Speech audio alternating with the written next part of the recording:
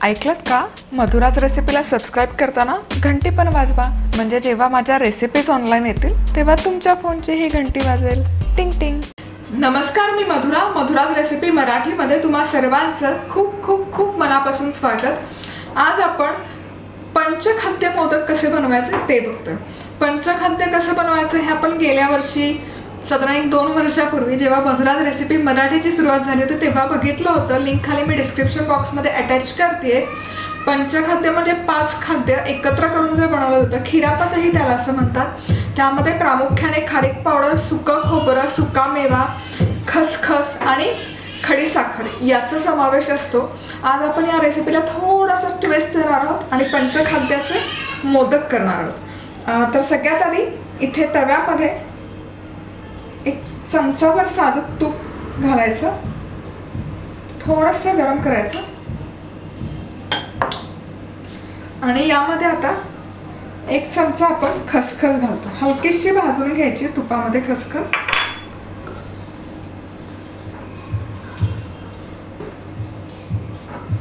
खसखस मस्तपैकी फुलली की आता यामध्ये मी 1 कप ओला खजूर घेतलाय. खारीकच्या ठिकाणी इथे आपण खजूर घेतोय कारण या मोदकाला बाइंडिंग आलं पाहिजे, त्यासाठी इथे मी खजूर वापरते. खजूर याचं आत जे बी असतं ते काढून छोटे तुकडे करून घेतले. हवं तर तुम्ही मिक्सरला पण याची पेस्ट करून घेऊ शकता, पण पेस्टची गरज नाही आहे. हे जसं जसं गरम होतं तसं तसं मॅश व्हायला सुरुवात होते. खजूर आता 3 ते 4 मिनिट आपण हे मीडियम हीटवर भाजून घेतो, परतून घेतो. बऱ्याचदा असं होतं की 10 दिवसांचे गणपती असतात आणि मग रोज रोज काय पप्पांसाठी प्रसाद बनवायचा. तर ही एक छान अशी झटपट आणि चविष्ट आणि तितकीच पौष्टिक अशी ही रेसिपी आहे. आता इथे आपण खडी साखर नाही वापरतो कारण खजूर बऱ्यापैकी गोड असतं, त्यामुळे खडी साखरेचा आपण इथे वापर नाही करतो. तुम्ही अजून सबस्क्राईब केलं नसेल तर जरूर सबस्क्राईब करा. आणि त्याचबरोबर हे जे आपले मस्त मस्त स्पेशल व्हिडिओ रेसिपीज आहेत हे तुमच्या मित्रमैत्रिणींबरोबर व्हॉट्सॲपला, फेसबुकला तुम्ही शेअर करू शकता. आता हे खजूर तुम्ही बघू शकाल मस्त असं एकजीव झालंय, मस्त खमंग तुपामध्ये भाजून झालंय. आता गॅस बंद केला तरी चालेल. यामध्ये मी घालते मनुका 1 चमचाभर, 1 पाव कप डेसिकेटेड कोकोनट. डेसिकेटेड कोकोनटच्या ऐवजी किसलेलं खोबरं हे तुम्ही इथे घालू शकता. हे मिसळून घेऊया आणि सुकामेवा घालायचे यामध्ये 2 ते 3 चमचे तुमच्या आवडीप्रमाणे आणि अर्थातच वेलचीची पूड. हे सगळं एकजीव करून घ्यायचं. चला तर मग इथे हे मिश्रण तुम्ही बघू शकाल मस्त असं एकजीव झालेलं आहे. गॅस बंद केला ते थोडंसं आपण थंड करून घेऊ. चला तर मग इथे हे मिश्रण बऱ्यापैकी थंड झालेलं आहे.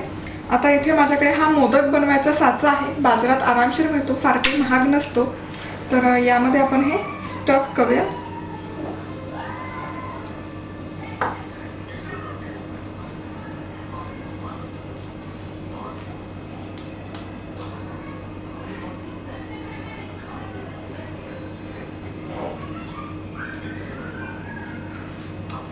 हे झालं की हा साचा काढून घ्यायचा मोदक साच्यातून आणि हा आपला पंचखाद्ययुक्त मोदक तयार आहे. मस्त दिसतं.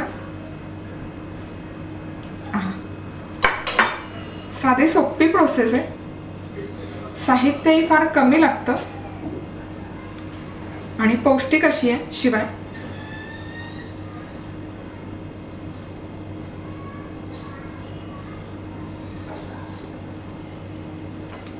तर या आणि अशा बऱ्याच गणपती विशेष रेसिपीज तुम्हाला माझ्या वेबसाईटला किंवा यूट्यूबला बघायला मिळतील, फेसबुकलाही मिळतील.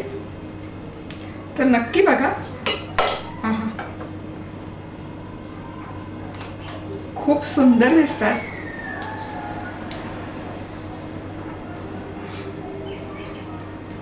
त्याचबरोबर लाईक, कमेंट आणि शेअर करायलाही विसरू नका. तर आज वेळात वेळ काढून तुम्ही ही रेसिपी पाहिल्याबद्दल तुम्हा सर्वांचे खूप खूप खूप मनापासून धन्यवाद. पुन्हा भेटूयात अशाच एका छानशा गणपती विशेष रेसिपी बरोबर. तोपर्यंत मस्त राहा, खुश राहा, आनंदी राहा आणि सगळ्यात महत्त्वाचं खात राहा.